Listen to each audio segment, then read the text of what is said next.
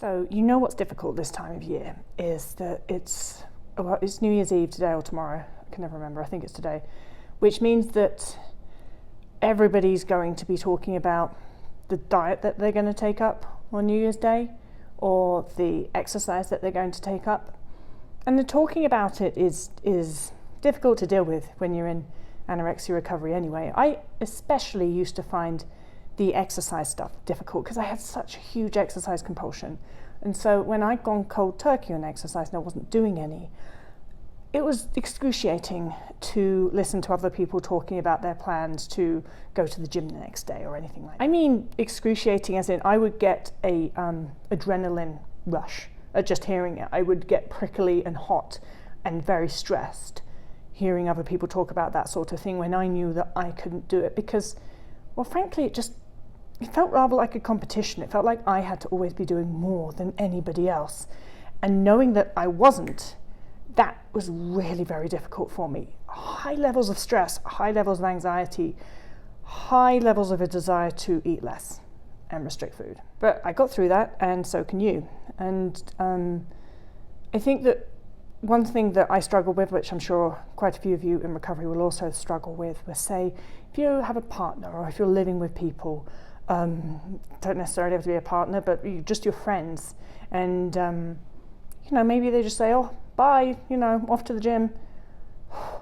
It's really difficult. Or partner going out for a run. And it can be very hard in that moment to not have this huge mental tantrum of, it's not fair, why can everybody else go and exercise and I'm not allowed to? Because I used to have that big mental tantrum the whole time. I would also be a complete bitch to everybody else because of that reason, because I felt cross at them because they were going out and doing exercising and I wasn't. I felt furious. So that can be quite difficult to control as well, and it doesn't do you any favours because nobody likes someone that's bitchy and mean and irritable for no apparent reason. And it's also not fair on other people. They've got their life, you've got yours.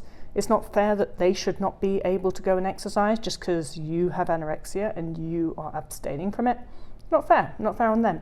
And so as compassionate as other people might be and as understanding as they might try and be as to how you are feeling, it's still shitty. It's still not okay to be nasty to other people just because you have to abstain from exercise and you have to eat a load of food. So what do you do?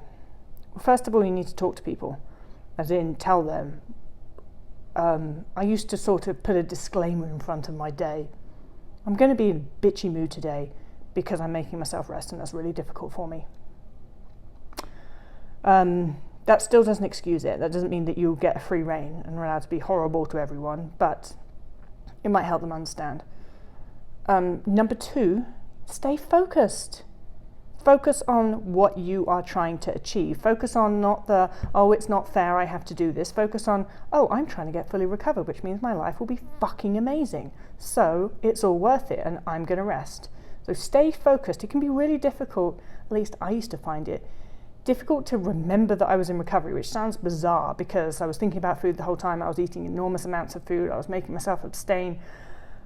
But I still sometimes seem to just forget what the whole point of it was. So remember that. Remember your focus.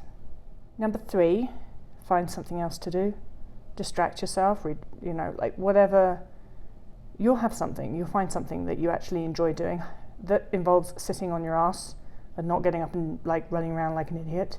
For me, it was writing. I can write about just about anything. If you gave me an essay and said, and someone once did this, to talk about merino wool and how the sheep got sheared for that, and I wrote an essay, I wrote a whole article on it. So give me any topic and tell me to research and write about it, and I'll be really happy. That didn't mean that suddenly my exercise compulsions went, and I was like, oh yay, I'm just going to write all day. It's not blissful like that, but it would at least distract me and give me a bit of a mission on a daily basis or drawing. I actually bought an easel and some paints, and I'm so bad. I'm rubbish. I'm the worst artist ever. But I was just like, I'm just going to paint stuff. And I did, and I've still kept some of them, and they're awful. Keep on wanting to throw them out, but then there's that part of me that's like, I shouldn't throw that out. Maybe I will throw it out. I mean, they're really bad. I have to hide them in the cupboard upstairs. They're very bad pictures. So that's another thing I did. But the most important thing you are to do in this time is to eat food. Because the whole reason that you're mad at everybody else for going out and exercising in the new year is because your brain has linked food and exercise. And your brain sees movement as an excuse or ability or allowance to eat food. And your brain is really struggling with justifying eating a load of food and not moving. That's why you're getting angry about it. I also used to be very scared of the time and space element. So if I wasn't going exercising, there's this whole couple of hours in the day where I'm like, what am I going to do with that time? And it was scary. And the reason it was scary was because what I really wanted to do in that time was eat food, which was what I was afraid of. So recognize that a lot of your agitation, anxiety, irritability is because you're really damn hungry and you want to eat a load of food and you're feeling that it's not justified because you're not exercising enough. So you know what you need to do? You need to fill that time and space with eating, and it will get easier and easier and easier. And in doing so, in eating a load of food and not moving, you will begin to rewire your brain and unlink movement and exercise, because those two things shouldn't be linked, you know. That's not normal.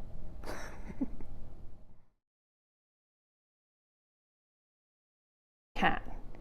Cats lie around and eat all day. Cats don't give a shit about that stuff.